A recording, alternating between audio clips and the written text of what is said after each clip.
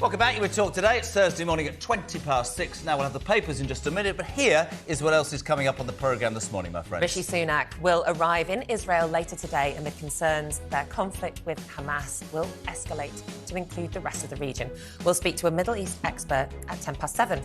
After students in America had their job offers rescinded for blaming Israel for the Hamas terrorist attack, at 7:40, we'll debate if what you say and do in your private time should affect your job. And after a London tourist attraction had a spell of bad luck after buying a cursed painting, some bright spark upstairs decided to bring it into the studio. That's all at 9:20. That's coming here? It's coming here. Changed your jacket, the tea leaf. See? There you go. There we go. Right, let's take a look at some of this morning's front pages for now. The Times leading on Biden backing Israel's offences following the president's historic visits to Israel yesterday. The Sun splashes on a different angle from that trip with Biden's comment that it wasn't Israel that bombed the hospital in Gaza. And the Metro has gone for a totally different story. The sentence of a people smuggler who was extradited from the United Kingdom. Well, I'm delighted to say that writer and journalist James Bloodworth and broadcaster Emma Wolfe are with us for a look through this morning's papers. Good morning, both. Morning, gang. Morning. Let's kick off with James. You've got the front page of the Mail. Yes, so the Israeli president has blasted the quote-unquote atrocious BBC over its coverage of Hamas. So this is essentially the BBC won't say that Hamas are a terrorist group. They say that it's part of this is the vocabulary they use with these groups. But there is a lot of people are angry about it because there seems to be this hypocrisy. So in the past, the BBC has had no problem calling ISIS terrorists when they've attacked Paris, for example. And it seems to be that only when a group attacks Israel, the BBC will not call them terrorists. It says, Hamas was elected, even though this was in 2006, they haven't held an election since. It does leave a bit of a bad taste in the mouth. I think I'm not very sympathetic generally to Benjamin Netanyahu, but I think he has kind of a point here. I have to say that of all the stories, Em, and you would back me up on this, Nick, that we've done, this really gets people. The comment is, and this will surprise you, Sunak was quick, Sir Keir Starmer was as quick. The King and the future King were quick. It's just, I think because it's the national broadcaster, I think because people pay their money, I think they're really, really hacked off about this. And every time we talk about it, people's opinions come raining through. They do, and I'm slightly baffled because I just think this is an irrelevance. I really think this is an irrelevance. When you are, grieving your family, when you're the parents of a murdered baby, are you worried about what the UK's national broadcaster, whether they're using the term terrorist or whether they're using another word? I think what happens at the BBC is they don't come out and say something. They're terrified of showing... With the greatest respect, Emma Wolfe, the other day, and we were on this show, when that lone gunman killed 2 people in Brussels, do you know this? The BBC tweeted straight away and called it terrorism and then took it down. I'm with James, absolutely. To me, it smacks of the BBC trying to be different for a reason that doesn't make sense. I think they make bad decisions and then they don't correct the decision quickly enough. Yeah. They don't act quickly enough. They get into a panic. They're obsessed. They're paranoid about trying to be impartial. They're no more impartial than any other broadcaster. But and then they double down, and then they don't know what to do. We've seen it again and again and again with scandals over the years. Yeah. They get themselves into a pickle. I don't think that they actually don't think that Hamas are terrorists. I think they've got themselves into a mess. I agree. And I hate the fact that we're even talking about it, because what we should be talking about it is the deaths that are going on in these babies across both regions. Yeah, the word militants they're using is almost a bit euphemistic. I mean, exactly. You had on these attacks in Israel, you had films of women being disemboweled by members of Hamas, babies being burned and killed. And we can't call them terrorists. I mean, it's beyond me, James. It's ridiculous. Do you not think, I'm totally with you, Emma, because... But we're obsessing about the word again. We're obsessing over the word rather than the actual word. There's a bit of context that he's talking about. You say that... No, it's because the BBC won't use that word that you're all obsessing about it. Yeah. No, what I'm saying to you is... if that was... You say they don't know what they're doing. I believe that they set out to be so many things to so many people that they don't end up being anything to anybody. And when, as James Bloodworth quite rightly says, when it's there in black and white, why not be as everybody else is being, right? Good, but let's be just as passionate and angry and outraged at what is going on in I agree. people. Let's get a sense of perspective, because this is life and death. Em, you've got the Telegraph, front page and page 9 about the King. What's this story? Yeah, well, he was talking at the Mansion House in the city last night, just across the road from us here. And I'm no royalist, but I think this was a really important, a very lovely, a very regal speech from King Charles. He talks about the need at this difficult time. He calls Hamas terrorists, which will make you happy. He calls Hamas terrorists. He talks about being appalled at the attacks on Israel.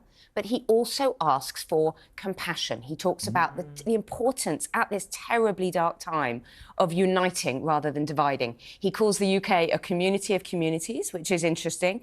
But he really does talk about the heightened tensions with the protests happening at the moment in our country as well. Yeah. And I think this is what a king should be. I'm so proud that he is able to come out and call them terrorists, that he is able to talk about feeling, appalled at the attacks. Why are you proud that he'll call it, but not bothered if the BBC don't? You can be proud that someone's done something. Because I'm not bothered. I want to be proud that the BBC, our state broadcaster, gets in line. But that's all I'm saying. Do you understand where I'm coming from? I do, and I get the importance. I think that he's brave. I just think controversy, I think he's brave to just... It's good. Yeah, it's good. But Good Jez, how... speaking honestly here, we can think whatever we like about the BBC, and it's all very, very valid. They pussyfoot around a lot of things. However, what privilege do we have in this country that we can busy ourselves over the use of a word rather than...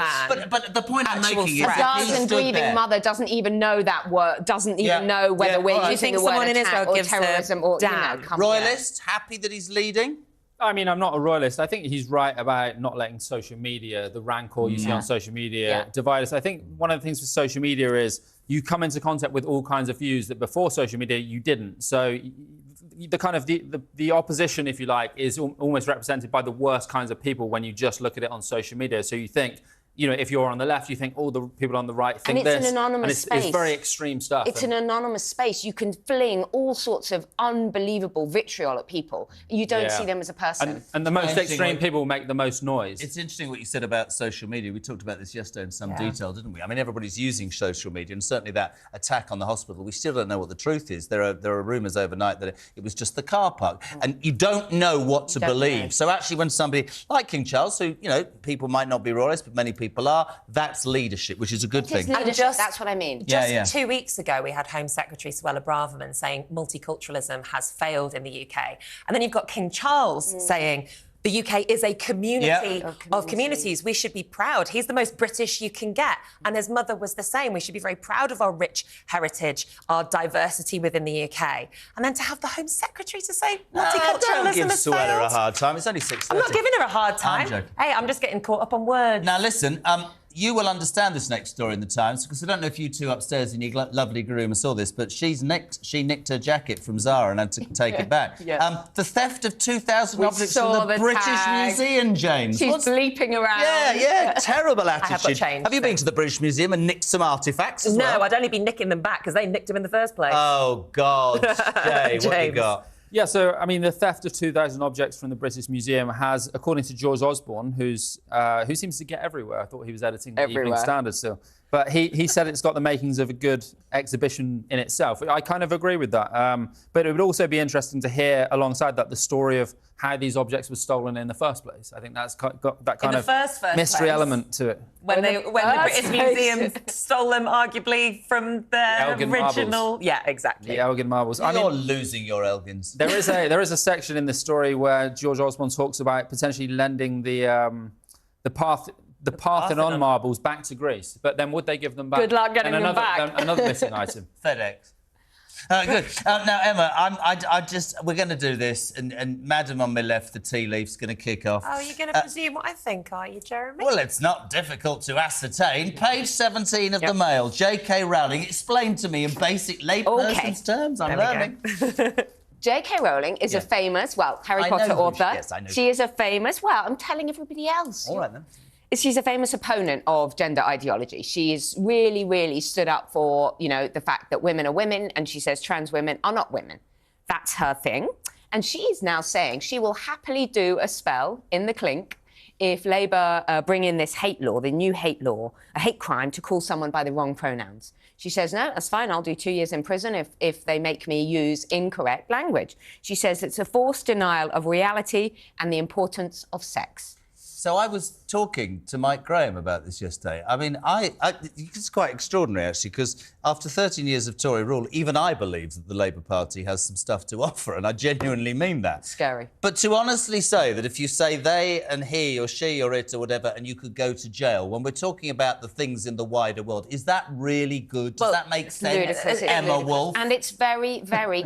It's very confusing. I was recently doing a programme with someone who was trans, and I was genuinely getting quite distressed and anxious about calling them by the right pronoun. And that's not me ridiculing any decision of them. I just wanted to get it right. It was anyway, I'm not going to go into it. So, calling it he or she. Anyway, for this to become a hate crime is ludicrous. OK, so just to break this story down, Labour aren't saying if you call somebody by the wrong pronouns, you will go to jail for 2 years. That's not what's happening. What's happening We then? have existing hate crime laws. We already have Do you think it's a hate crime to get something? They want to strengthen that law. We're not saying... I don't think it is a hate crime to call someone by the wrong pronouns. I think what could be a hate crime, you have to... For a hate crime to take place, you have to also commit a crime and for it to be motivated by hate. So if you're committing a crime or you're harassing somebody... But isn't the essence of this story, actually, and I agree, isn't the essence that people like Emma, Jay, right, are so terrified because of the way that this is treated to not know what the hell to say? You don't need to be terrified because, yes, I understand the mob online can be so toxic. However,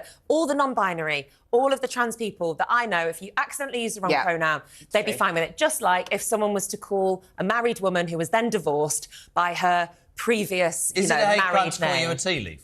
Because you stole your jacket. Do you understand that people will read this and they'll think, my God, we can't do anything, we can't say anything. Because that's what this is what they want you to think. I think there's definitely an issue with hate crime legislation more generally. I think we need a First Amendment in this country. I think that free speech... You do see examples of people who tell jokes on Twitter, then have the police turning up at their house. Personally, I respect people's pronouns. It's about etiquette, it's about politeness. But then, of course, I think it's ludicrous, the idea that someone could go to jail, although I don't think that's even going to be on the cards anyway. It's not. It's a misinterpretation I just think we're making the relations between men and women so fraught and so difficult and so troublesome, and you know, people are growing up and they don't know how to relate to each other, and I think children are very confused. I have a friend who's bringing up a child as gender neutral. That poor child doesn't know what they are, and they're 3 years old. But is that because of trans people and non-binary people, or is it because of stories like this that would have you believe that you're going to go to jail for 2 years if you accidentally say he instead of she? How does a child of 3 not know what did you just say to me? A child that I know is being brought up as gender neutral. Being brought up as? So it's being told by its parents that it doesn't have to decide what it is. This is why I can't... this is why I can't get involved in this debate. Really? It's a they, and I feel that is... They're telling the child it's a they. And that's not forcing an ideology on a kid. Gender neutral. That's ludicrous. That's half the problem. And I take your point, that's actually. Gender neutral, not non-binary. No, but do you think that's right for parents to push that on a kid? So gender neutral, but I would say that Do you think it's right for them to push that on a kid? Push what on a kid? Deeply confusing. But that's not for a child. Not gender, like you for a child not to know whether they are male or female. That's non-binary. One at a time. That's not gender neutral. That's non-binary. Because I would say, for example, I'm having a girl and she will be brought up as a girl, and I will call her a girl. But I would also want to do gender neutral parenting, which means I'm not just going to give her Barbie dolls. She'll be able to play with, you know, all sorts of different... Let me just tell you, yeah. she will gravitate towards dollies and playhouses. No, she will. Because I was the same. I brought up my little boy to be completely gender neutral. And do you know what he loves? Tractors and trains and smashing things up and blue and running out in the playground. So and I look over the other side of the room. Who's raising their child to fit into a gender stereotype? No, you've misunderstood. I'm literally saying I brought him up to have either dollies or whatever, pink or blue. And you will find that your child will gravitate towards pink and dollies. And that is absolutely fine. Whatever she gravitates towards is fine. I was told that Oliver wore a dress at nursery. And how did you react to that? But they all do. Why did you not react to that well? What's wrong with a boy wearing a dress? I'm allowed as a parent to have an opinion. Let's get this into an even better context. Who's raising their child into a gender norm? 6:35. She said to me, do you want me to tell them what you said off air? Oh, God, I've said so many things off air. What? You said, Nikesh and I were talking the other night, what if she grows up and she's a Tory? Oh, that's could not wish for something more than Nicola Thorpe's child to grow up and go, Mummy, I hate all you socialists. She can vote however she likes. OK, then. Just like anybody else. It's a good debate, though, isn't it? I take your point. Yes, let them decide for themselves. Let them wear a dress. It really doesn't mean anything. That's fine. But, yeah, the sex-neutral thing, I get you. I get where you're coming from on that, but I think it's good not to bring children up to be like, you must like this or you must like that. Of course not. Finally, where are we going? Are we going to The Guardian You or The can go Telegraph? wherever you want. Where do you want to go? Emma, right. Guardian. PG-13, it says here. I presume that means page. 13. This is a weird story. So we got this Millennium Bridge, the wobbly bridge that Londoners call it, which close is to here. Yeah, a bit of a troubled bridge, really. Anyway, I thought it was only built a few years ago, but it just shows how ancient I am. It needs repairs. It's falling apart, so they have to hang a bale of straw off the bridge. It's an ancient bylaw. You have to hang a bale of straw to warn oncoming boats of the work going on underneath. Sorry. It's 2023, where apparently all kids can be brought up with a dolly and a dress and a tractor. And to let somebody know, coming down the Thames, that a bridge could fall on their head, you have to hang a bale of straw. Jeremy, it must be a bundle of straw large enough to be conspicuous, and by night, a white light. I think you deserve an award for the best story that we've ever had from the papers. Very odd. Yes. It's incredible. We need a bale of hay in here. I've had the Metropolitan Police on. Oh, God. Because of my The theft. tea leaf's in trouble. Listen, gang, fantastic. Thank you so much, James and Emma. They will be back in just under an hour.